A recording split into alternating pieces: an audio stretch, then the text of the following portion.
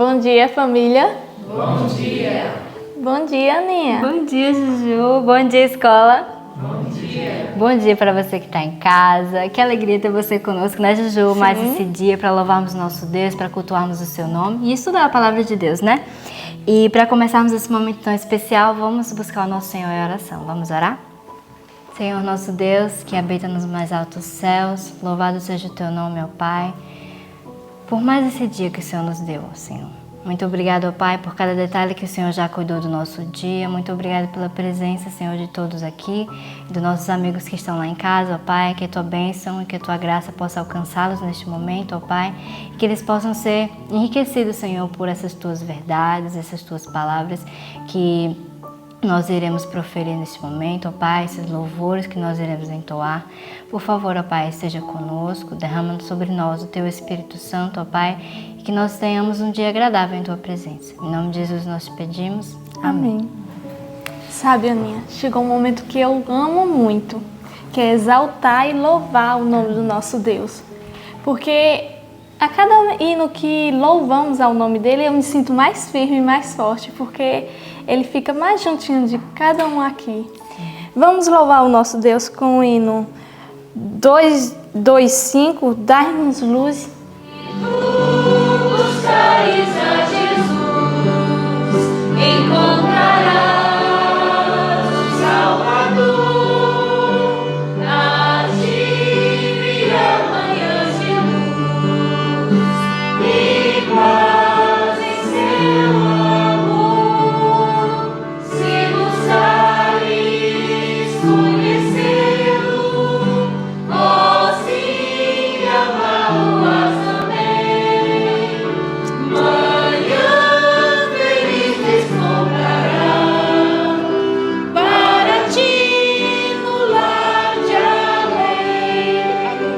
A luz do que ele prometeu, em seu viver desfrutarás o amor e as bênçãos lá dos céus de Deus, a doce paz.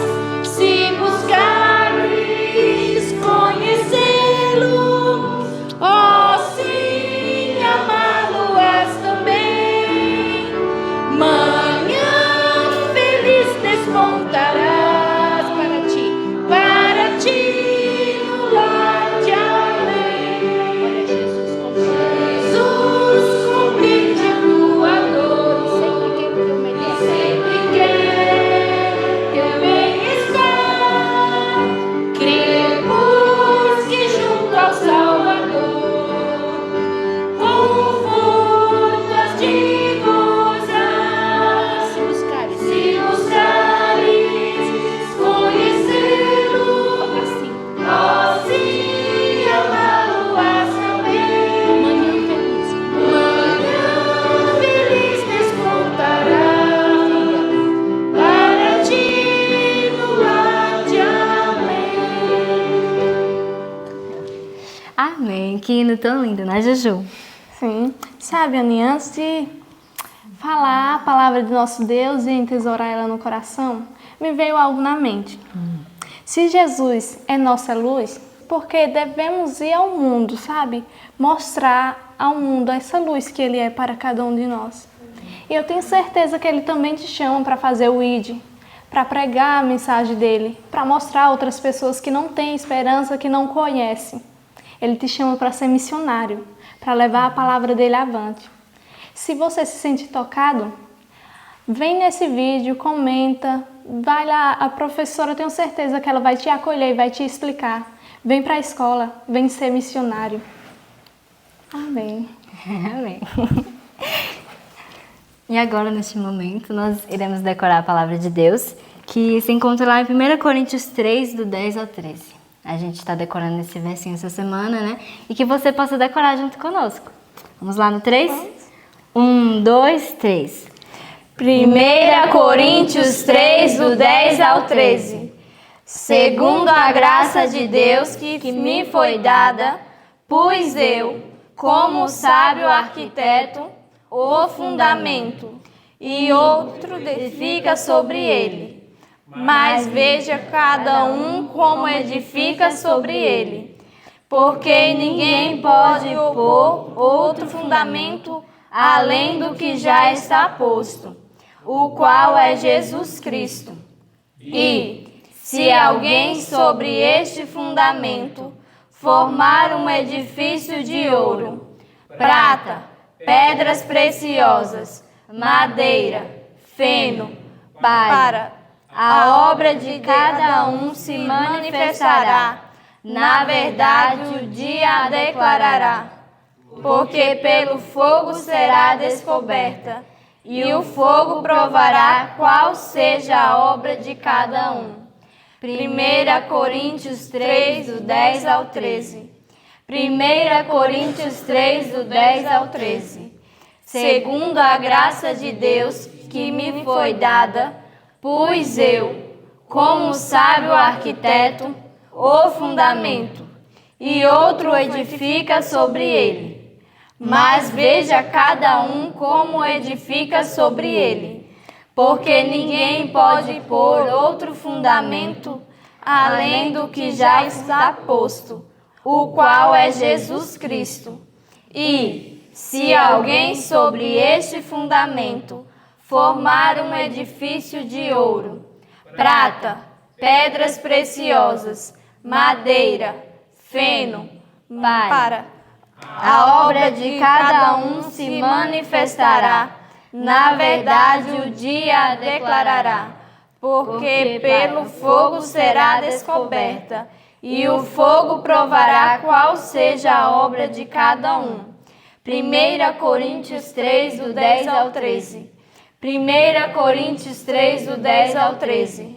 Segundo a graça de Deus que me foi dada, pus eu, como sábio arquiteto, o fundamento, e outro edifica sobre ele. Mas veja cada um como edifica sobre ele, porque ninguém pode pôr outro fundamento além do que já está posto, o qual é Jesus Cristo. E, se alguém sobre este fundamento formar um edifício de ouro, prata, pedras preciosas, madeira, feno, palha, a obra de cada um se manifestará.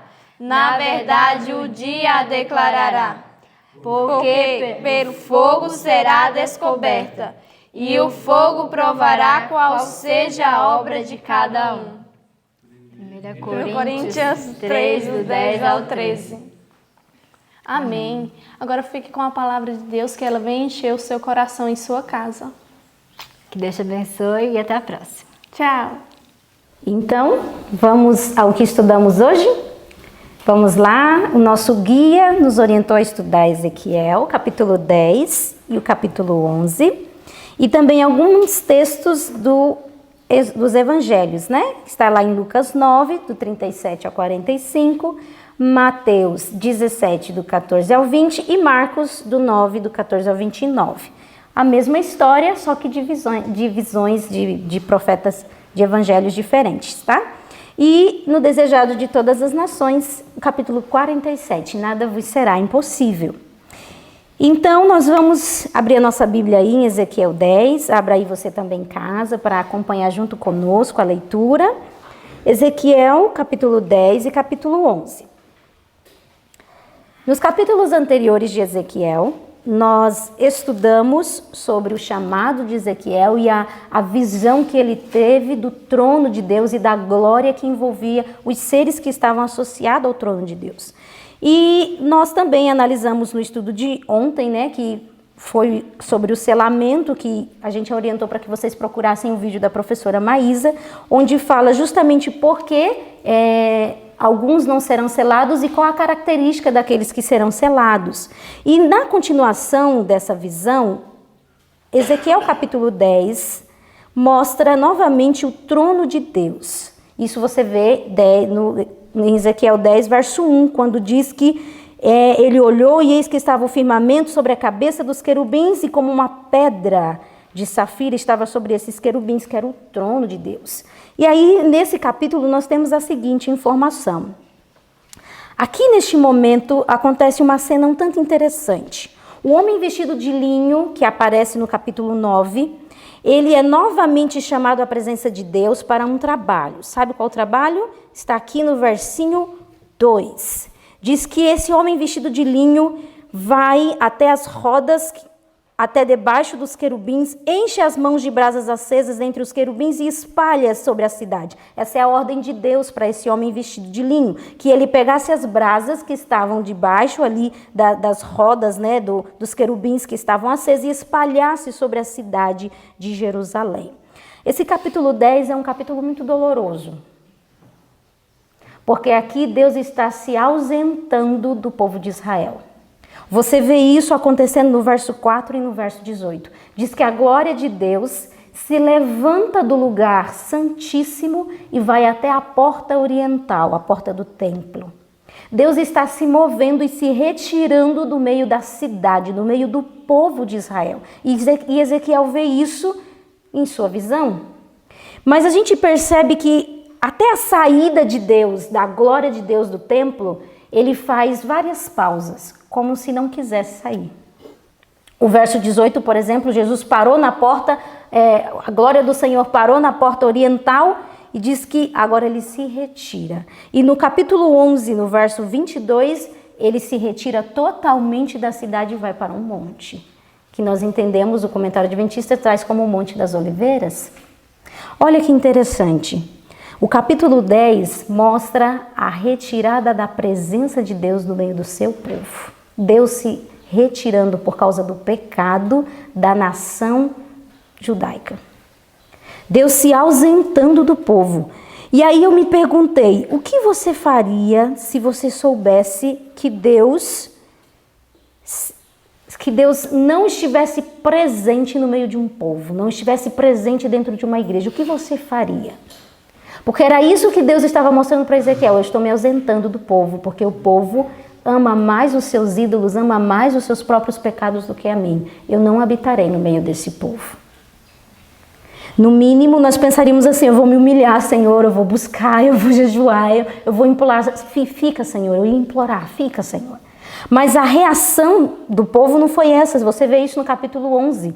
Diz que os líderes daquele povo, nós vemos isso, essa informação no verso 1, diz que os líderes daquele povo, os príncipes daquele povo, estavam em completa apostasia e levando o povo a isso. E ainda dizia, não, o Senhor não vai fazer nada, não, o Senhor não vai punir essa cidade, o Senhor terá misericórdia.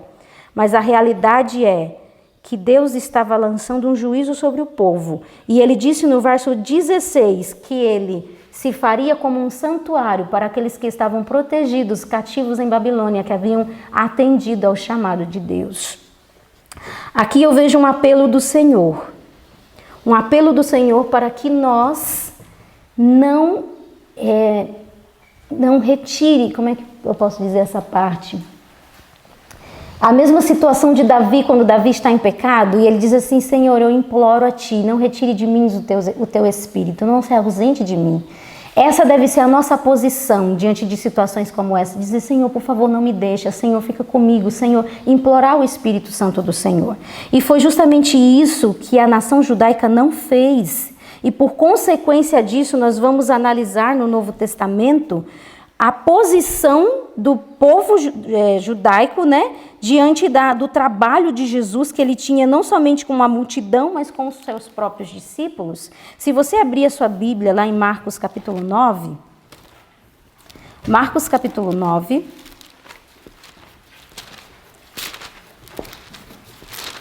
traz uma história um tanto interessante para nós analisarmos.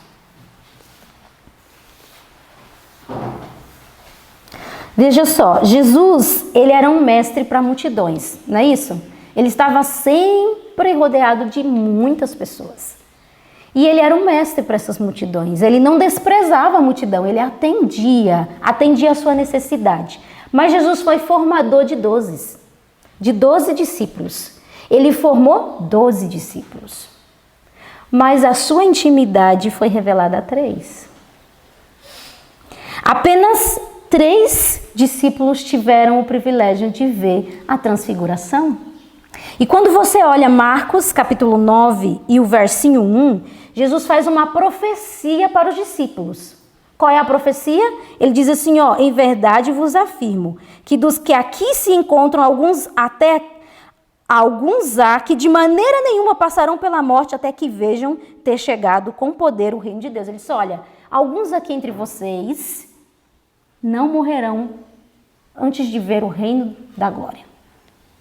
Ele lançou uma profecia e isso vai se cumprir exatamente no momento da transfiguração. Quando Jesus aparece com a glória de quando ele há de vir nas nuvens e Moisés e Elias se apresentam diante deles. E lá no estudo de ontem teve um parágrafo que me chamou muito a atenção. E o parágrafo é esse aqui, ó. Jesus estava revestido da luz do céu, como há de aparecer quando vier a segunda vez sem pecado. Foi assim que Jesus apareceu ali para os discípulos. Pois virá na glória de seu Pai com os santos anjos. Cumpriu-se então a promessa do Salvador aos discípulos. Naquele momento se cumpriu a promessa. Alguns de vocês que estão aqui não morrerão antes de ver a glória do meu reino. Cumpriu-se a promessa que foi feita aos discípulos. Sobre o monte foi representado em miniatura o futuro reino da glória. Olha que glorioso. Cristo, o rei, Moisés como representante dos santos ressuscitados e Elias do transladados. Ali Jesus mostrou a miniatura do seu reino para aqueles 3 discípulos. Ó, vai ser assim. Aqueles que morreram justos serão ressuscitados e estarão comigo na glória. Aqueles que permaneceram vivos naquele momento serão também transladados, serão glorificados. E os discípulos ficaram olhando aquilo e aí Pedro faz uma proposta. Senhor, vamos fazer uma tenda aqui, vamos fazer um acampamento, vamos ficar aqui. Porque o que passava na cabeça de Pedro? Ele pensava assim, Elias está aqui, Moisés está aqui, o céu inteiro aceita Jesus, ele é o Messias. Pronto, está resolvido, vamos instalar a autoridade de Jesus. Se Elias está do nosso lado, Moisés também, os maiores profetas do Antigo Testamento, pronto. Vamos estabelecer o reino de Cristo. Vai começar agora o reino do Messias. Olha só o pensamento de Pedro. Interessante, né? Mas Jesus não atende esse pedido de Pedro. Eles descem do monte. Olha só como os discípulos são tardos de coração. Como eles não conseguiam compreender o que Jesus queria passar para eles. Porque quando eles estão descendo do monte, Jesus disse assim, ó, quietinhos. Não conte para ninguém o que aconteceu aqui. A não ser quando eu for ressuscitado. Os discípulos, Olha que engraçado. Jesus já tinha falado da morte. A conversa de Elias e Moisés e Jesus era justamente sobre os seus sofrimentos, sobre tudo que ele ia passar. Eles estavam confortando, consolando Jesus. Eles ouviram essa conversa e quando Jesus disse assim, vocês só podem falar quando eu for ressuscitado. Eles, ressuscitados? Como assim? Ele está querendo falar de quê? Eles não conseguiam compreender o que Jesus estava querendo passar para eles. E sabe o que é interessante? Na cabeça dos discípulos eles pensavam assim, ó, isso nunca vai acontecer. Quando Jesus falava da morte, não, isso não vai acontecer nunca. O espírito de profecia trouxe essa informação para nós. Diz que eles... Cadê?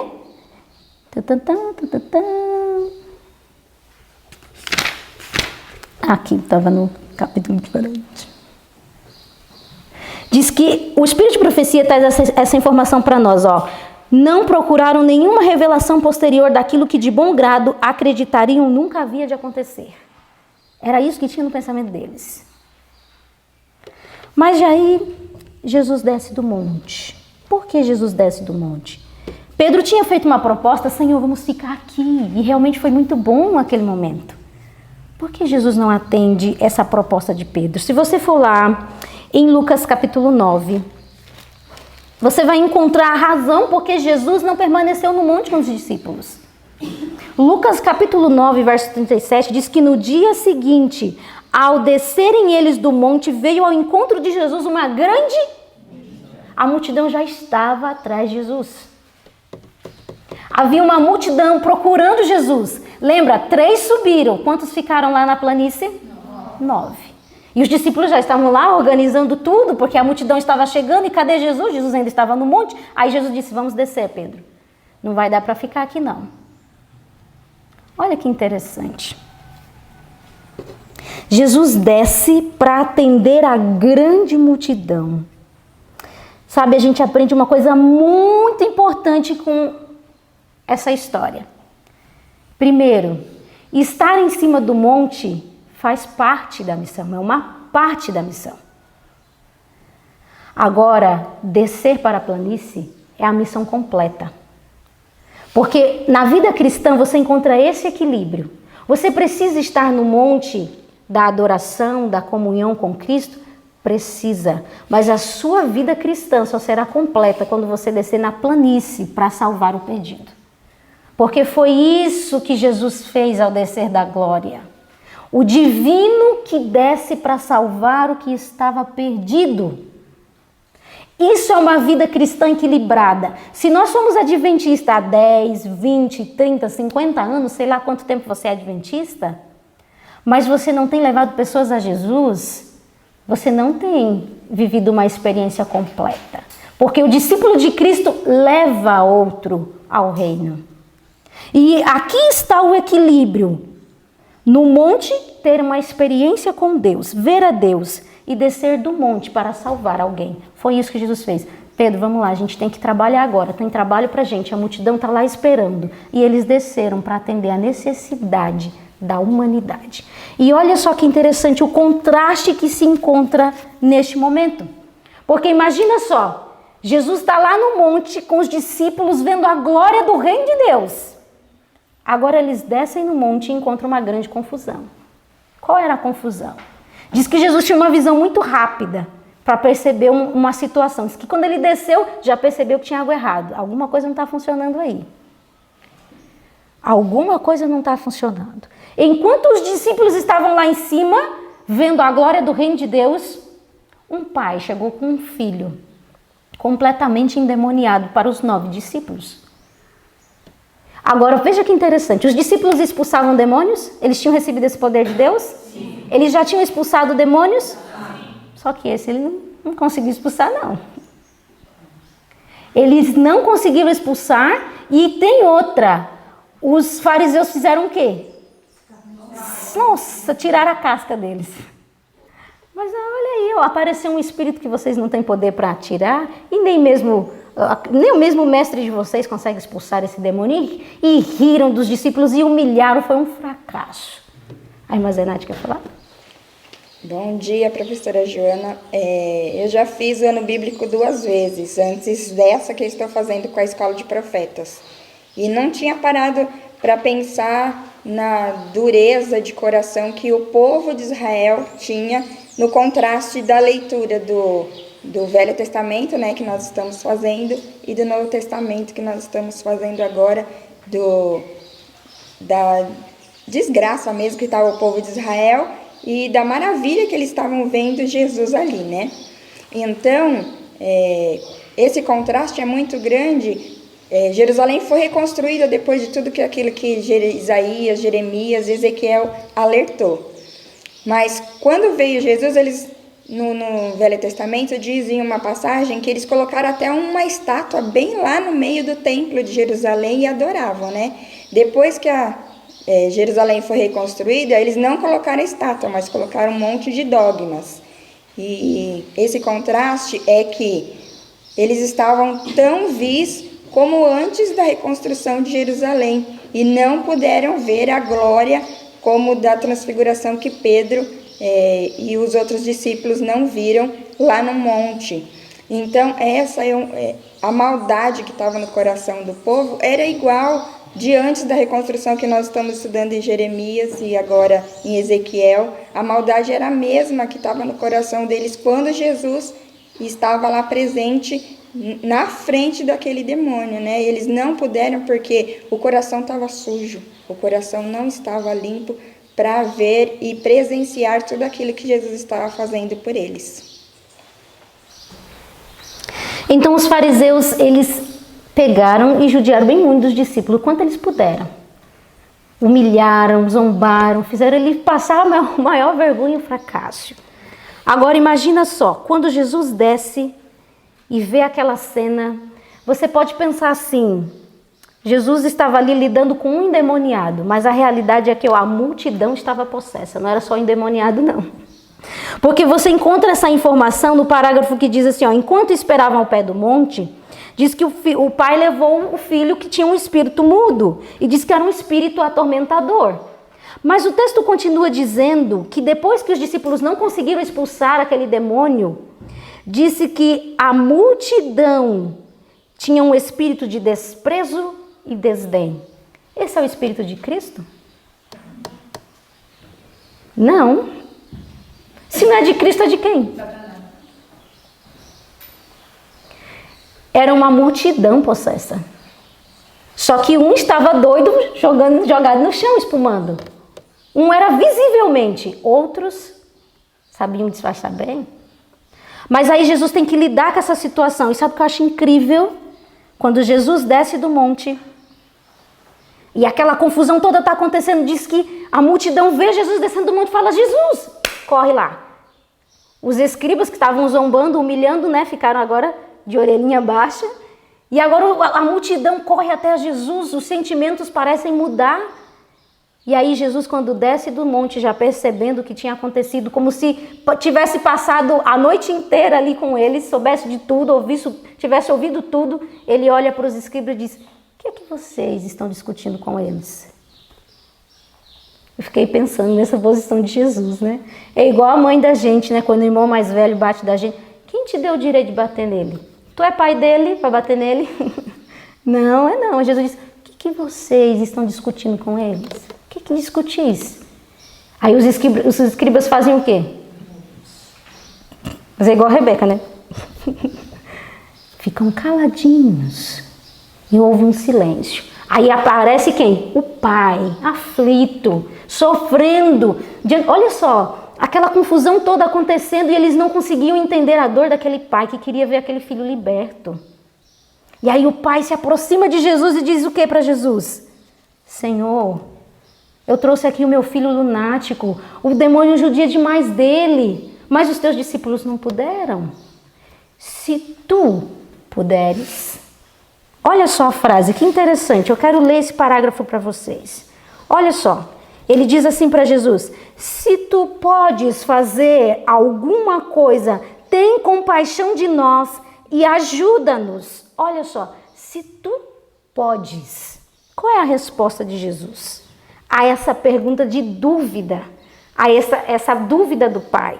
E aí o parágrafo diz assim, ó, Jesus responde, olha só o que Jesus respondeu. Jesus responde, se tu podes crer, tudo é possível ao que crê. Interessante. Senhor, se tu puderes crer, tudo é possível ao que crê. Não há falta de poder da parte de Cristo. A cura do filho depende da fé do Pai.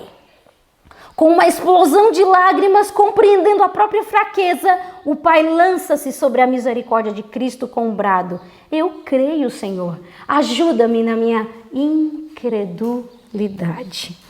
Olha que fantástico isso daqui. Quando o pai percebeu, opa, a salvação do meu filho, a cura do meu filho vai depender da minha fé. Se eu não tiver fé agora, meu filho vai voltar para casa do mesmo jeito. Aí ele fala, opa, acabou a dúvida, né? No instante ele desperta e fala, Senhor, me ajuda, por favor, porque eu sou incrédulo. Me ajuda na minha falta de fé, Senhor, mas não deixa meu filho voltar para casa do jeito que ele está. Duda? Sabe, eu fiquei pensando nessa frase que o pai desse menino disse, o pai desse jovem disse, se tu podes. Gente, imagina o céu, os anjos vendo esse homem falar isso para o Criador, para a pessoa que criou o filho dele, para a pessoa que criou ele e para a pessoa que é a maior majestade de todo o céu. Eu imagino como deve ter ficado aquela multidão ao ouvir essa frase. Como deve ter ficado os discípulos que acabaram de ter saído de uma comunhão com Deus muito bonita e dos outros que tinham ficado ali com incredulidade também. Sabe por quê? Porque assim como a tia Joana disse, a cura daquele menino dependia da fé de seu pai. E logo depois, Jesus vai dizer que os discípulos, se eles tivessem pelo menos uma fé do tamanho de um grão de mostarda, eles poderiam fazer coisas magníficas com aquela fé. Nós devemos pedir essa fé todos os dias, porque esse pai pediu no meio de uma multidão imensa, para que ele pudesse ter fé, para que Jesus pudesse dar fé para ele. E muitas vezes eu já vi muitas pessoas falando: ai, mas eu tenho vergonha de fazer isso em público. Eu tenho vergonha de pedir isso para Deus em público, como as pessoas pedem. Ele não teve vergonha. Ele acabou de sair de um momento vergonhoso para os discípulos. Tinha acabado de sair, os discípulos não conseguiram expulsar o demônio do seu filho. E as pessoas veem a situação daquele filho dele e ele ainda estava incrédulo no primeiro momento. Mas depois ele pede essa fé que ele deveria ter. Eu acho isso muito bonito, porque muitas vezes nós não temos fé suficiente nem para pedir alguma coisa para Deus. Quanto mais para pedir um pedido tão ousado, igual esse pai pediu, era um pedido muito forte, um pedido que ninguém conseguia realizar, que ninguém conseguia fazer um milagre daquele, de expulsar o próprio demônio de uma pessoa. Um demônio tão cruel, um demônio que, aqui no livro, diz que aquele demônio despedaçava o menino, que aquele demônio fazia coisas terríveis com o filho daquele homem. E que ele gritava, aquele menino gritava, e as pessoas sabiam que aqueles gritos não eram humanos, que aqueles gritos eram de demônios mesmo. Eu fico impressionada com o jeito que esse pai teve uma fé de pedir para Jesus: me dá um pouquinho dessa fé, me dá um pouquinho dessa bênção que o Senhor tem para o meu filho. Isso é muito lindo e nós devemos pedir essa fé também. Talvez você de casa se sinta como esse pai. Senhor, me falta fé. E um parágrafo aqui do livro diz assim, se tu podes fazer alguma coisa, tem compaixão de nós, ajuda-nos. Quanta alma oprimida pelo pecado tem repetido esta súplica? Talvez esta seja a sua súplica. E a todos responde o compassivo Salvador: se tu puderes crer, tudo é possível que crê. É a fé que nos liga ao céu e nos traz força para resistir aos poderes das trevas. Deus providenciou em Cristo meios para vencer todo o mau traço de caráter. Você crê nisso?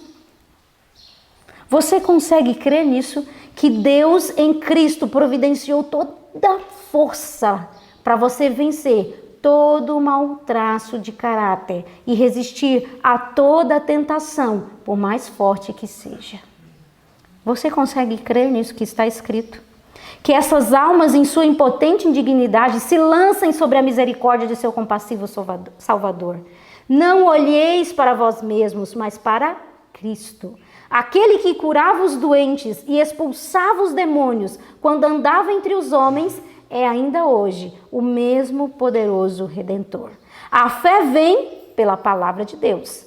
Apegai-vos, pois, à sua promessa. O que vem a mim, de maneira nenhuma o lançarei fora. Lançai-vos a seus pés com clamor. Eu creio, Senhor, ajuda a minha incredulidade. Não podeis perecer nunca, enquanto assim fizerdes nunca. É possível vencer? Sim. Todo mau traço de caráter? Sim. Resistir toda a tentação? Sim. E se você se apegar a Cristo pela fé, crendo na sua promessa de que quando nós vamos a Ele, Ele não nos lança fora, nunca você perecerá. Precisamos exercer mais a nossa fé para crer nisso que está escrito. E quando Jesus se depara com essa situação, se tu puderes crer, Senhor, me ajuda na minha falta de fé. Vou te ajudar sim. Estraga o menino. Diz que quando Jesus olha para a multidão, vê os escribas com aquele jeito, hipócrita, os discípulos envergonhados porque não conseguiram expulsar o demônio, o pai ali confuso, se crê ou não crê, e a multidão ali, todo mundo assim, o que será que Jesus vai fazer? Será que ele vai expulsar ou não? Será que ele vai conseguir? Os discípulos não conseguiram. Jesus lê na face de todos a incredulidade. Ele fala: até quando eu vou estar aqui com vocês, geração incrédula? Até quando? E quando o menino chega a Jesus, o que ele faz? O que o demônio faz com ele? Se joga, faz uma exibição. E Jesus deixa ele Deixa Satanás exibir um pouco do seu reino, deixa ele. Ele fala há quanto tempo ele está assim. E aí o pai relata a história de todo o sofrimento da vida daquele filho. E por uma palavra, é isso que eu acho fantástico. Por uma palavra, aquele demônio se submete a Jesus. Eu quero achar a palavra. Cadê?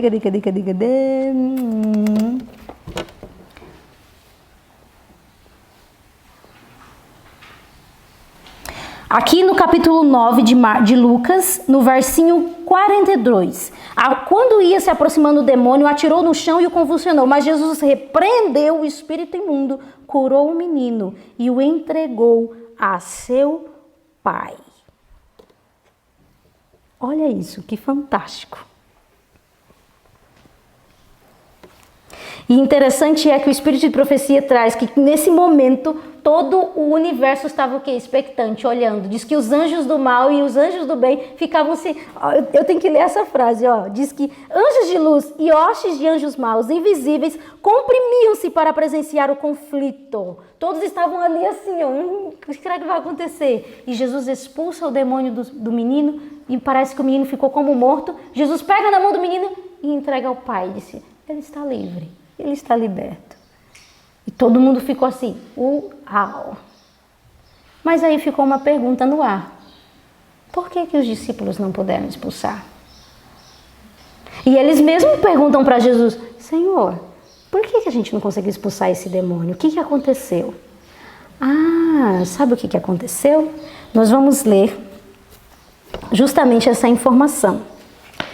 Em Mateus 17, verso 19 ao 21, você encontra essa informação, Jesus dizendo assim, olha, esse tipo de espírito só sai através de quê? Oração e jejum. Jesus era um missionário preparado? Era um missionário preparado. É a tônica da escola de profetas, né? Você tem que estar sempre preparado. E Jesus estava preparado para aquele momento. E por que os 9 não estavam? Os 9 não estavam preparados, porque a noite que foi passada no monte lá com os 3, o que os 9 fizeram durante esta noite? Vamos ler essa informação. As palavras de Cristo, aqui vou começar a partir depois de Mateus 17. Sua incredulidade que lhes vedava ter mais profunda simpatia para com Cristo e a desatenção com que olhava a sagrada obra a eles confiada tinha causado fracasso no conflito com os poderes das trevas. As palavras de Cristo com respeito à sua morte haviam produzido tristeza e dúvida. O que tinha no coração dos discípulos? Tristeza e dúvida. E a escolha dos 3 discípulos para acompanharem Jesus ao monte despertara o ciúme dos 9. Olha isso aí. Em vez de rebustecer a fé pela oração e meditação das palavras de Cristo, demoraram-se em seus desânimos e agravos o quê? Pessoais. Foi nesse estado de sombras que empreenderam o conflito com Satanás. Como é que eles iriam vencer se eles estavam nessa situação? Primeiro, não passaram a noite em oração e jejum.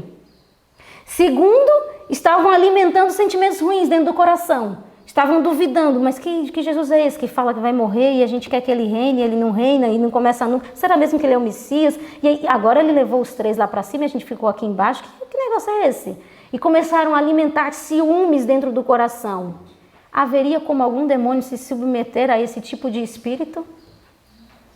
De maneira nenhuma. O fracasso deles estava em negligência da busca de Deus e em alimentar sentimentos ruins dentro do coração. Cuidado. Cuidado com o tipo de pensamento que você abriga dentro do seu coração. O tipo de sentimento que você tem acalentado, porque isso pode gerar o seu fracasso. Lembra quando Pedro diz assim, Senhor, tenha compaixão de ti, não faça isso, não fique dizendo que você vai morrer. Jesus fala, para trás de mim, Satanás. O pensamento que estava dentro da cabecinha de Pedro era de quem? Você tem que ter cuidado. Existem pensamentos que você tem que fazer assim, ó, sai da minha cabeça. Não acalentar, não dar espaço para isso crescer, porque isso vai gerar o seu fracasso. Eles estavam pensando só em si, nos seus agravos pessoais. E isso os levou a um fracasso e a uma derrota. Aí Jesus fala aquilo que eu quero encerrar o estudo de hoje. Uma das maiores lições que Jesus dá aos discípulos. Ei, se vocês tiverem a fé como um grão de mostarda, vocês vão dizer para aquele monte, ó, saia daí e passa para lá. E o monte vai. Como é que é isso? Eu fico olhando para a história dos discípulos e penso, quando Pedro estava andando sobre o mar e ele afundou, Jesus disse, por que você tem tão pouca fé? Aí eu falo, nossa, Pedro tinha pouca fé e andou sobre o mar. Eu nunca andei sobre o mar, não. Os discípulos expulsavam demônios, mas não expulsou um demônio. Aí Jesus fala, por que vocês têm tão pouca fé? Mas eu nunca expulsei um demônio. Eu falei, meu pai, eu não tenho fé nenhuma então. O que está acontecendo? E Jesus fala, olha, se você tiver uma fé do tamanho de um grão de mostarda, você vai conseguir mover um monte. Como é que é essa fé que é pequena, mas que ao mesmo tempo é tão grande? E o último parágrafo fala justamente sobre isso. Se bem que o grão de mostarda seja tão pequeno, encerra aquele mesmo misterioso princípio vital que produz o crescimento da mais altaneira árvore. Ao lançar-se na terra a semente da mostarda, o minúsculo germe aproveita todo elemento provido por Deus para a sua nutrição e desenvolve-se rapidamente num crescimento vigoroso. Se tendes fé como essa, a vez de lançar mão da palavra de Deus, de todos os meios eficazes por ele designados, assim se robustecerá a vossa fé, trazendo em vosso auxílio o poder do céu. Os obstáculos amontoados por Satanás, através de vosso caminho, conquanto pareçam intransponíveis como as montanhas eternas, desaparecerão em face da exigência da fé. Nada vos será impossível. A fé que se apega a todo meio provido por Deus para se fortalecer é na promessa, é na palavra, é na oração, é no estudo. A sua fé se fortalece. E a palavra de Deus diz o quê? Ainda que as montanhas sejam intransponíveis, elas se desaparecerão pela exigência da fé. E nada vos será impossível. Você crê? Você crê? Se você não crê, você pode suplicar como aquele pai: Senhor, me ajuda na minha incredulidade, mas não me deixa perder a bênção que está reservada na tua palavra. Aquele pai, por um momento duvidoso, não perdeu a chance dele. Foi até Jesus e implorou a compaixão do Senhor e disse: Senhor, por favor, me ajuda, mas não me deixa sair sem minha bênção. Você também pode fazer o mesmo. Nós também podemos fazer o mesmo. Através da exigência da fé, suplicar ao Senhor: Senhor, me ajuda, porque eu sou fraco e eu preciso do teu auxílio. E o Senhor Deus fará essa obra do grão de mostarda dentro de nós. Que o nosso Deus possa ser glorificado e louvado através da nossa vida e que esse dia seja uma bênção para você, seja uma bênção para você aí de casa, que essas palavras fiquem no seu coração gravadas e nunca mais saia. Vamos então fazer uma oração para nós finalizarmos? Santo Deus e nosso Pai, quando nós estudamos histórias como essa, nosso coração, Senhor, é apertado e nós ficamos tão angustiados de pensar como precisamos tanto, como estamos ainda tão distantes, Senhor. Nós vimos na história de hoje o contraste, o reino que o Senhor quer estabelecer, um reino de glória, onde há paz, santidade, e o reino que Satanás quer estabelecer, um reino onde há confusão, onde há dor, onde há fracasso, onde há, Senhor Deus, miséria. Nós não queremos esse reino, Senhor. Nós queremos o reino que está sobre o monte, o reino onde é revelada a Tua glória, Senhor, onde nós podemos contemplar em miniatura o que será. Senhor, tenha misericórdia de nós, porque a nossa situação muitas vezes é como daquele pai, Senhor. Às vezes nos falta a fé para crer, Senhor. Ajuda-nos na nossa incredulidade, não nos permita fracassar, Senhor, que nós possamos nos apegar a Ti. Coloca dentro de nós o desejo de estudar a Tua palavra, o desejo, Senhor Deus, de orar e que as Tuas promessas, Senhor Deus, estejam reverberando dentro do nosso coração. Porque o Senhor nos diz que quando nós vamos até a Ti, Senhor, o Senhor nunca nos lançará fora. Ajuda-nos, Senhor, a crer e nos apegarmos a essas promessas e vivermos pela fé. Que a fé do grão de mostarda esteja dentro do nosso coração. Que esse princípio misterioso esteja dentro de nós. E assim, Senhor, todas as barreiras que nos parecem impossíveis, que todo mau traço que às vezes parece ser impossível vencer, possa ser vencido pela exigência da fé. Nos colocamos em Tuas mãos e imploramos o Teu auxílio em nome de Jesus. Amém. Hoje eu estou sozinha para dar tchau. Mas que Deus abençoe vocês e obrigada por estar conosco. E até amanhã.